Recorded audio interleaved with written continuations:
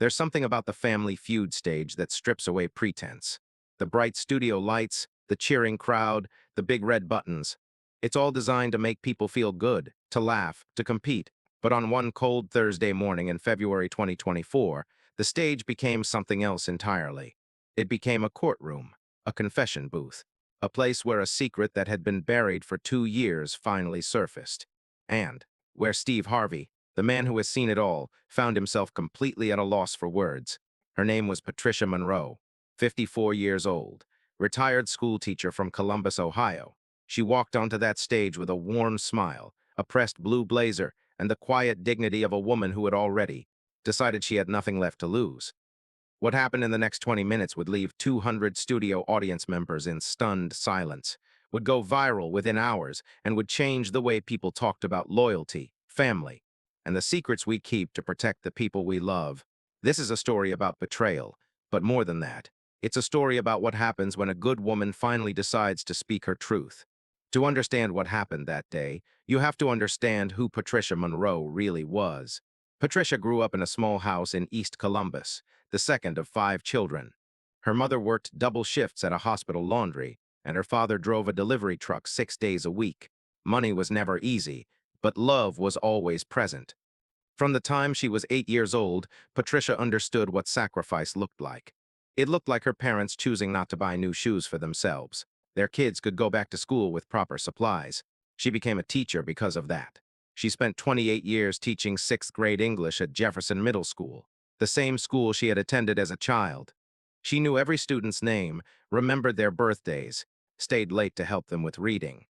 Her coworkers called her Miss P and meant it as the highest form of affection. She wasn't just a good teacher. She was the kind of person who made a neighborhood better simply by being in it. At 29, she married David Monroe. He was a contractor, hardworking, funny, handsome in that easy, uncomplicated way that made people immediately trust him. They built a life together in the same neighborhood where Patricia grew up. They had 2 sons, Marcus and Darnell, now adults with children of their own. For 24 years, Patricia believed she had the marriage her parents had always prayed for her. She believed that right up until the moment she found a name in her husband's phone that she didn't recognize. A woman's name, with 3 years of messages attached to it. Patricia didn't confront David immediately. That was her nature.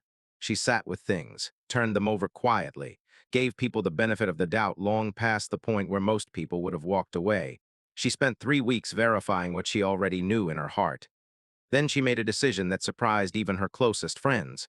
She didn't file for divorce. She didn't scream. She didn't call a lawyer. She applied for Family Feud. She said later that she just needed to go somewhere and be seen as herself, as Patricia Monroe, a woman of worth, before the world around her finished collapsing. Her youngest son, Darnell, came with her as her teammate. He knew something was wrong with his mother. He didn't yet know the full extent of it. The Monroe family won the main game. They played it clean, cheered for each other, laughed at Steve's jokes the way the studio audience expected them to.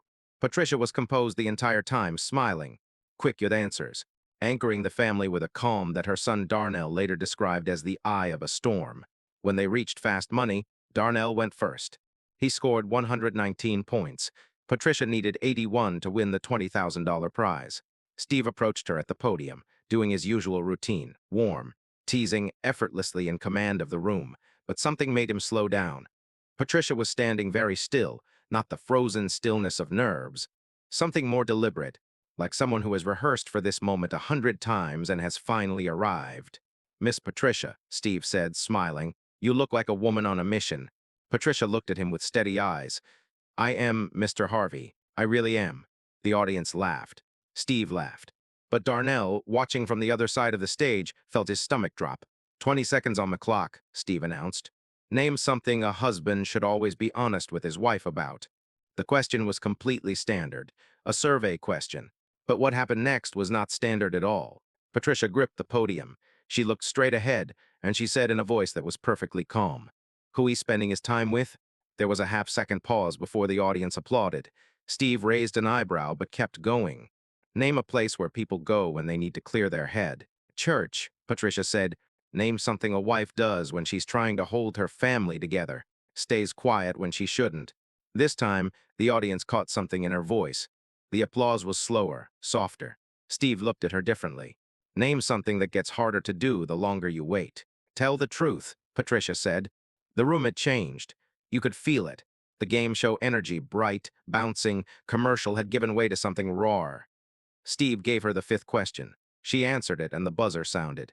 But by then, nobody was thinking about points. Steve walked to her slowly. Patricia, he said, dropping the game show voice entirely, are you okay? And Patricia Monroe, 54 years old, retired school teacher, mother of two, woman who had spent a lifetime staying quiet when she shouldn't. She looked directly into the camera and said, "No, Mr. Harvey, I haven't been okay for a long time, and I need to tell you why I'm really here." The audience went completely silent. Patricia turned to face Steve fully, and she told him everything, calmly, without dramatics, without anger, in the same measured voice she had used for 28 years to explain difficult things to 12-year-olds who needed someone steady to look at.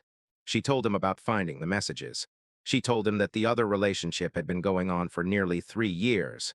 She told him that she had spent the last 2 months sleeping in the guest bedroom of her own home while trying to decide what to do with a life that had been built on a foundation she no longer recognized.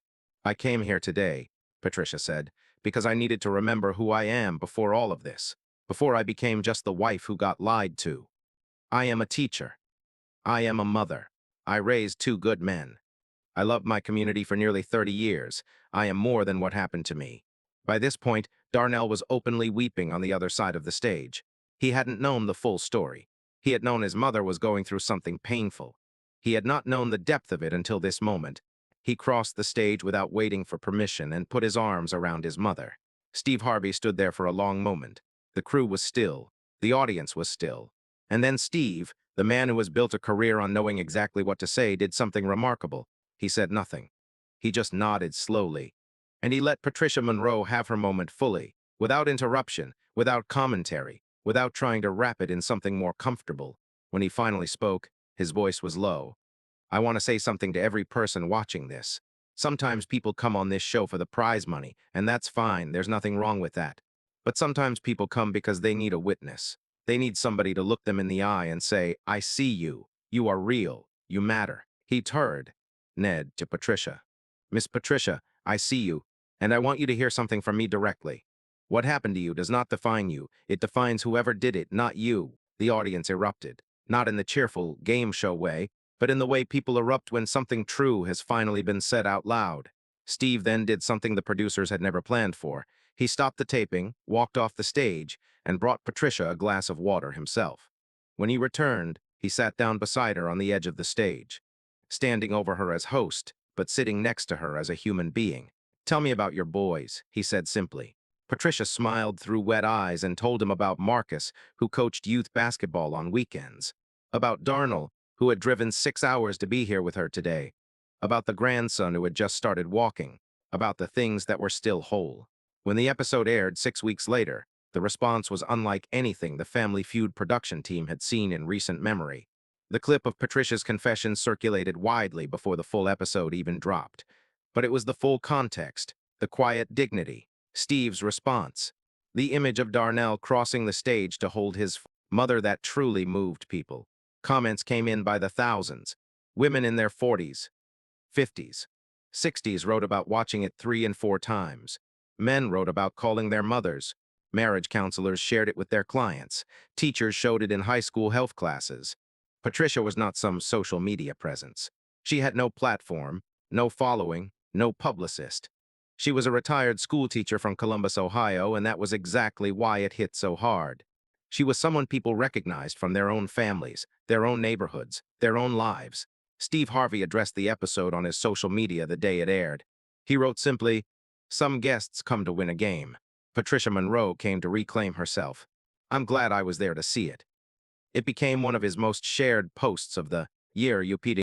The $20,000 check was presented to Patricia and Darnell before they left the studio that day, regardless of the final Fast Money score. The production team made the decision quietly, without fanfare. Patricia used part of it to take her 2 sons and 3 grandchildren on a trip to the Smoky Mountains, the first family vacation she had taken in over a decade. She filed for divorce 3 months after the episode aired. She said later that speaking her truth on that stage had given her something she hadn't expected.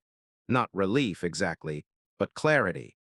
I stopped waiting to feel ready, she said, in a brief interview with a Columbus local news station. I realized I was already ready. I had been ready for a long time. I just needed somebody to hear me say it out loud.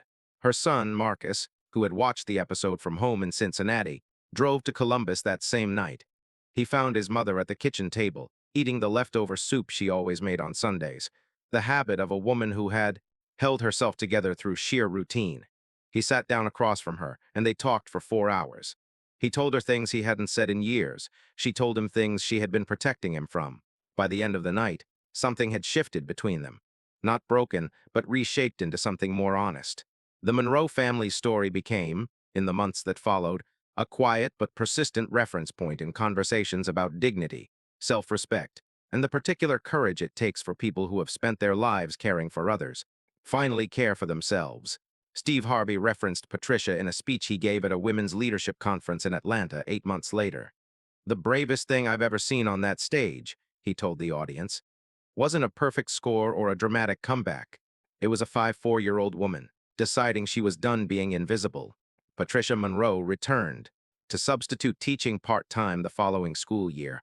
Her former students, now adults themselves, organized a small celebration for her at Jefferson Middle School. They hung a banner in the gymnasium that read, "Miss P, we always knew." She walked in, looked at the banner, and laughed so hard she had to sit down. That is who Patricia Monroe is, not the woman who was betrayed, not the contestant who broke down on national television. She is the woman who showed up, told the truth, and walked out of that studio with her dignity not just intact, but restored. Proof that sometimes the most powerful thing a person can do is simply refuse to disappear. Steve Harvey often says that the best moments on Family Feud are the ones nobody planned for. The moments when the game show falls away and something real takes its place. Patricia Monroe gave him one of those moments, and she did it the same way she had done everything else in her life, with grace, with steadiness, and with the unshakable belief that the truth spoken clearly and without apology is always enough.